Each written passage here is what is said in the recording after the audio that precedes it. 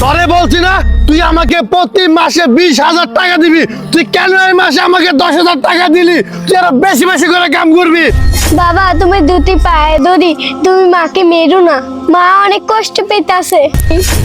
এই শয়তানের বাচ্চা, বাপের থেকে মার প্রতি বেশি দরদ। হ্যাঁ, বাপে যে জন্ম দিছে এটা মনে নাই? দাঁড়া, তোর একদিন কি আর ওর একদিন কি। হে আল্লাহ, তুমি আমার বাপকে উচিত শিক্ষা দাও।